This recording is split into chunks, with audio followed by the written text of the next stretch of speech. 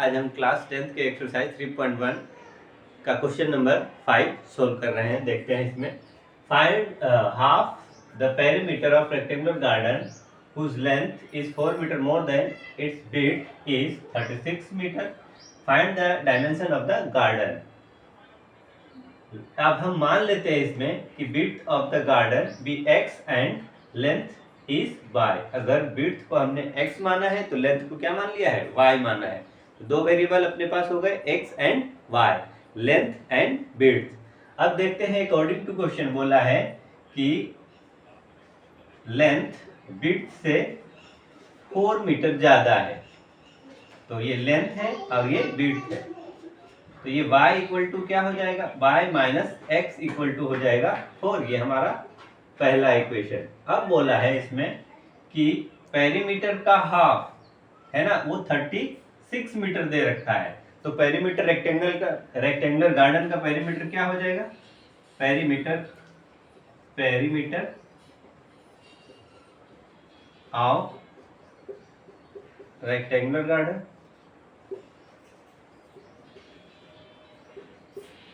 Garden is equal to 2 into length plus width. तो length की जगह हमने क्या लिया है, y लिया है, और विड्थ की जगह हमने क्या लिया है, x लिया है। इसका हाफ 30 मीटर गिवन है, मतलब अगर इसका हाफ करें वो 30 मीटर गिवन है, तो ये हो जाएगा 30 मीटर और ये हो जाएगा इसका half into 2y plus x. 2 से 2 कैंसिल हो जाएगा, यहाँ पे y plus x is equal to 36 आ जाएगा। ये इक्वेशन नंबर सेकेंड आ जाएगा। अब क्वेश्चन फर्स्ट और सेकेंड से हम इसको x और y सोल्व कर लेंगे। देखते हैं किस तरह से सोल्व करेंगे। तो ये इक्वेशन नोट कर लीजिए, हम इसको इरेज कर देते हैं।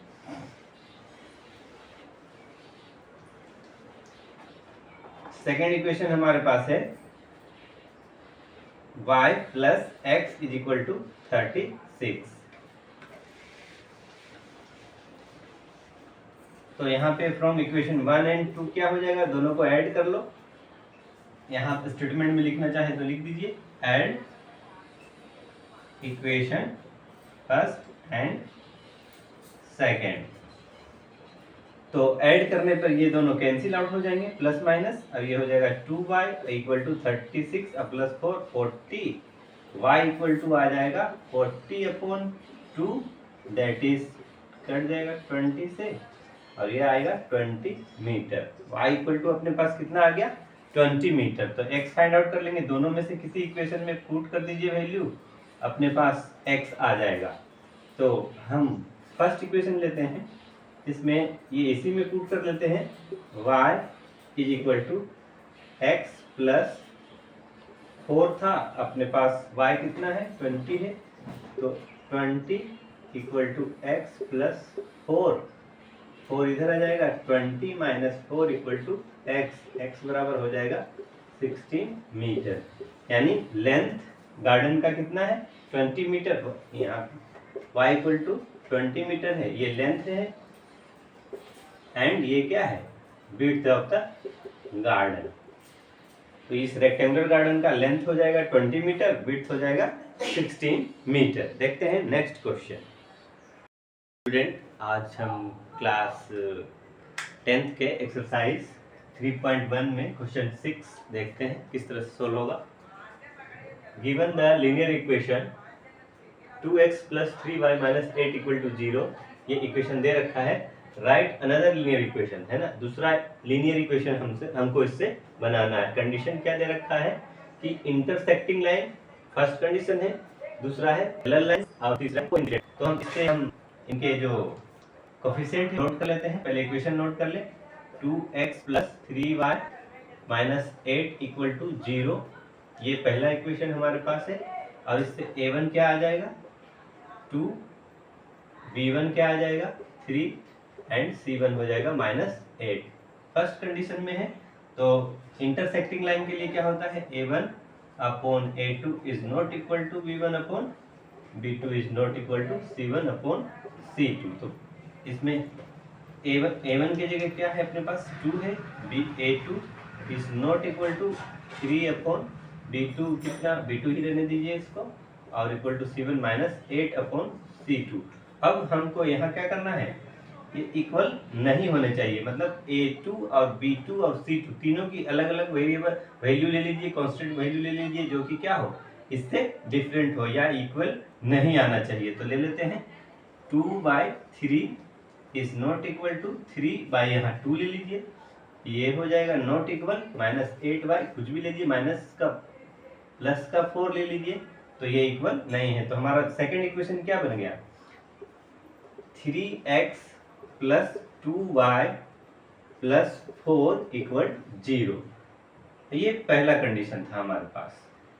इंटरसेक्टिंग लाइन, उसका कंडीशन है हमारे पास ये इंटरसेक्टिंग लाइन का कंडीशन है। तो equation 2/3 is not equal to 3/2, ये इक्वल नहीं है। यहाँ देखिए 3/2 is not equal to minus 8/4, ये भी इक्वल नहीं है।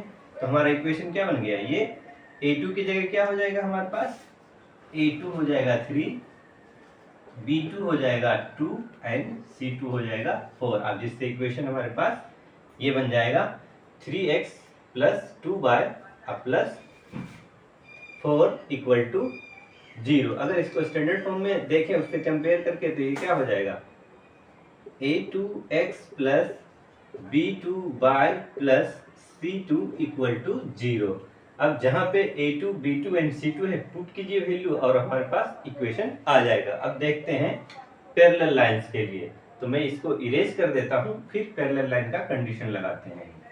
तो यहाँ सेकंड अब सोल्व करने वाले हैं, तो इसको इरेज कर देता हूं। पैरेलल लाइन का कंडीशन क्या कहता है, A1 upon A2 is equal to B1 upon B2 is not equal to C1 upon C2। ठीक है, तो A1 कितना दे रखा है 2, A2 ऐसे रहने दीजिए इस बार, और B1 दे रखा है 3, B2 और is not equal to C1 minus का 8 है और यहाँ C2। अब इन दोनों को इक्वल करना है, तो ऐसा नंबर लेंगे कि दोनों इक्वल हो जाए। तो 2 अपॉन क्या ले लेते हैं, यहाँ 4 ले लेते हैं, और ये हो जाएगा 3, यहाँ ले लेते हैं 6। तो ये कटने के बाद ये हाफ हो जाएगा और ये भी हाफ हो जाएगा, दोनों इक्वल हो जाएंगे। और यहाँ पे नॉट इक्वल माइनस 8 कुछ भी नंबर ले लीजिए, 2, 3, 4, 5 वो इक्वल आने वाला नहीं है ना।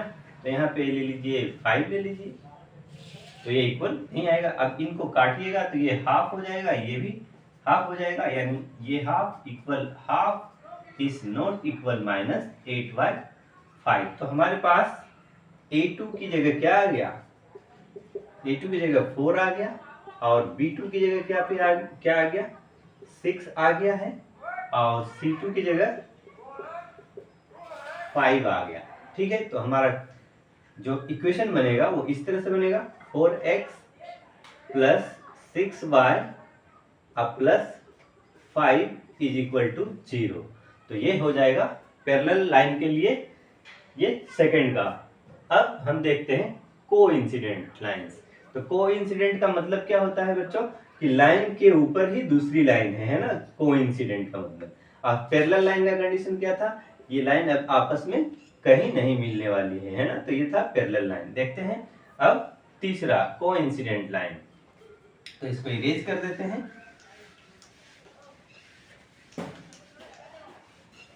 और ये यहाँ पे इक्वल हो जाएगा, इसके लिए इक्वल का साइन लगा देता हूं, और A1 वापिस 2 upon A2 equal to 3 upon B2 is equal to minus 8 upon C2। अब इक्वल करना है आपको तीनों ही कंडीशन को, क्योंकि इसमें क्या है, कोइंसिडेंट का मतलब एक लाइन के ऊपर ही दूसरी लाइन है, तो इसका मतलब उसका हर एक पॉइंट उसके इक्वल होगा। तो देखते हैं इसमें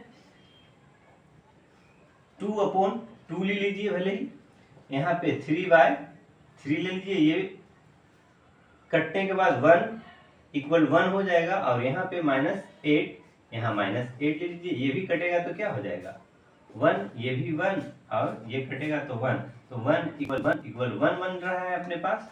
तो कंडीशन हमारे पास क्या आ गया, A2 की जगह क्या लिया था हमने, 2 लिया था, B2 की जगह क्या लिया था, 3 लिया था, एंड C2 की जगह -8 लिया था। तो कंडीशन हमारे पास आ गया 2x + 3y - 8 = 0। तो ये हो जाएगा किसके लिए, कोइंसिडेंट है ना, उसी लाइन के ऊपर दूसरी लाइन है। तो इस तरह से ये क्वेश्चन नंबर 6 को सोल्व करेंगे। 7 देखते हैं, इसमें क्या है, draw the graph of the equation x - y + 1 = 0 and दूसरा इक्वेशन है 3x + 2y - 12 = 0। Determine the coordinates of the vertices of the triangle formed by these lines and the x-axis and set the triangular region। तो इस दोनों equation से अपने को graph बनाना है, plot करना है, उसके बाद उसमें क्या एक ट्राइंगल बनेगा, उसको शेडेड करना है और उसके वर्टिसेस को फाइंड आउट करना है। तो देखते हैं पहला इक्वेशन क्या है सॉल्यूशन में, x - y + 1 = 0। तो इससे हम वैल्यू निकाल लेंगे। तो x = हो जाएगा प्लस का y - 1। अब यहाँ पे हम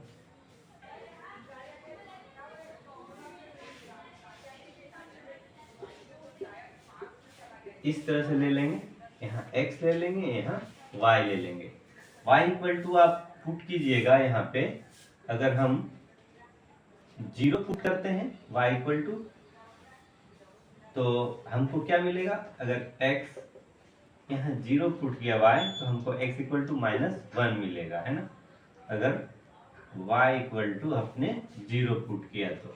फिर इसी तरह से y = पुट कीजिए, x बराबर y = हमने ले लिया है, यहाँ पे कुछ बड़ा नंबर ले लेते हैं, 3 ले लेते हैं। तो x बराबर हमको क्या मिलेगा, 3 - 1 और ये हो जाएगा 2। तो यहाँ पे हम 3 लेंगे तो ये 2 मिलेगा। एक और बड़ा नंबर ले लेते हैं, y = 5 ले लेते हैं। तो x बराबर हमको क्या मिलने वाला है, 5 - 1 दैट इज 4। ये अगर हमने 5 लिया तो ये 4 मिला। तो ये तो हो गया हमारा फर्स्ट इक्वेशन। तो सेकंड इक्वेशन के लिए देखते हैं। सेकंड इक्वेशन क्या बोला है, 3x + 2y - 12। 3x + 2y - 12 = 0। तो सेपरेट कर लेते हैं x के फॉर्म में। तो ये हो जाएगा 3x = -2y + 12 और x निकालिएगा तो ये बन जाएगा आपका -2y + 12/3। यहाँ से हम ये पहले इक्वेशन का हो जाएगा अपने पास, ये फर्स्ट इक्वेशन का हो जाएगा टेबल। अब ये यहाँ पे हम सेकेंड इक्वेशन का टेबल बना लेते हैं। 2-3 वैल्यू यहाँ से निकाल लेंगे, x y। तो y की वैल्यू ले देते हैं, यहाँ y = आप सबसे पहले 0 लीजिए। तो x क्या मिलने वाला है, 2 - 0, ये 0 हो जाएगा, ये बचेगा 12/3 और ये हो जाएगा 4। अगर यहाँ पे y आपने 0 लिया तो ये मिलेगा 4। और आगे देखते हैं, अगर y = आपने यहाँ पे 2 लिया है प्लस का 2, तो देखते हैं x क्या मिलने वाला है, x = -2 + 12/3 हो जाएगा। तो ये -4 + 12/3, ये सोल्व कीजिएगा इसको। तो ये 8/3 आ जाएगा, है ना, मतलब कोई रेशनल नंबर में आ जाएगा तो हमारा सॉल्यूशन ये बिगाड़ देगा। इसलिए कुछ ऐसा नंबर लेते हैं कि ये आसानी से सॉल्व हो जाए। तो अगर हम यहाँ पे 1 लें तो ये क्या हो जाएगा, 10/3 आ जाएगा, पॉइंट में आ जाएगा, तो भी चलेगा, पॉइंट में आ जाएगा तो रहने दीजिए, कोई दिक्कत नहीं है। तो 8/3 भी चलेगा। फिर 8/3 को आप सोल्व कीजिएगा तो पॉइंट में क्या आ जाएगा, 8/3 है तो डिवाइड करके देख लीजिए, 3 × 2 = 6 और ये हो जाएगा 2.0 और 2.66 आ जाएगा। है ना। तो ये क्या हो जाएगा, अगर हम यहाँ पे लेते हैं 2 तो ये हो जाएगा 2.66। 2.66। ऐसे ही एक नंबर और ले लेते हैं। तो अगर हम y इक्वल टू ले ले 3, y इक्वल टू 3 ले लेते हैं। अगर यहाँ भी 3 लेते तो सही रहता, हमारा सॉल्यूशन वो फ्रैक्शन में नहीं आता। तो यहाँ पे हम 3 ही ले लेते हैं, इसी में 3 ले लेते हैं, यहाँ पे 3 ले लेते हैं। तो 3 2 जा 6 हो जाएगा, और ये हमारा फ्रैक्शन में नहीं रहेगा तो सॉल्यूशन आसानी से हो जाएगा। तो ये हो जाएगा 6/3 और ये आ जाएगा 2।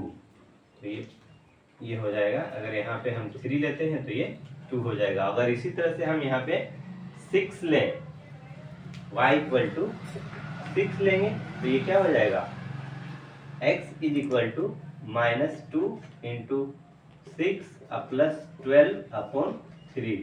तो ये हो जाएगा 0/3 और ये 0। तो अगर हमने यहाँ पे 6 लिया है तो ये 0 आ जाएगा। अब हम ग्राफ प्लॉट करेंगे, देखते हैं ग्राफ प्लॉट करके क्या आता है।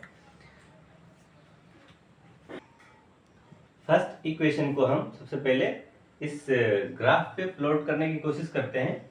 y इक्वल टू 0 और x पे -1। तो y एक्सिस ये है और x एक्सिस ये है। तो y क्या है, 0 है, और x कहाँ जाएंगे, -1 की तरफ। तो ये हो जाएगा हमारा पहला पॉइंट जिसमें -1 एंड 0। अब सेकंड पॉइंट देखते हैं, x है 2 और y है 3। तो x पे हम x की तरफ 2 जाएंगे और y की तरफ 3। अब ये नहीं, अपना ये पॉइंट आ गया, ये सेकंड पॉइंट है ना। तो इसमें हम नोट यहाँ पे लगा देते हैं 2 और 3। जो पहले लिखते हैं वो x होता है, जो बाद में लिखते हैं वो y होता है, ये बात ध्यान रहे। तीसरा देखते हैं, x की तरफ 4 जाना है, y की तरफ 5 जाना है। x की तरफ 4 गए, y की तरफ 5 गए, तो ये रहा 5। यानी हमारे पास तीसरा पॉइंट जो आया वो ये आया। यहाँ हम नोट कर देते हैं 4 एंड 5। अब इसी तरह से सेकेंड इक्वेशन को देखते हैं। ये हमारा, इसको मिला लीजिए, इस लाइन को जहां भी जा रहा है ये इस तरह से आएगा। स्केल से नहीं ड्रॉ कर रहे हैं इसलिए इस तरह थोड़ा बहुत इधर उधर हो गया है। इस सेकेंड इक्वेशन को देखो, x इक्वल टू 4 जाना है, y इक्वल टू 0। तो x पे कहाँ गए 4 और y ऊपर जाना नहीं है, 0 है, इसलिए ये 0। तो ये हो जाएगा हमारे पास 4 एंड 0। और सेकंड है x2y3 यानी यही पॉइंट आएगा। और तीसरा हो जाएगा x पे 0 y पे 6। x पे इस एक्सिस पे 0, ये रहा 0, और y पे कहाँ जाना है, 6 जाना है। तो 6 ये रहा हमारे पास, ठीक है। यानी ये क्या हो जाएगा 6 एंड 0, सॉरी 0 एंड 6, ये वाला पॉइंट आ जाएगा। अब इस लाइन को हम मिला लेते हैं।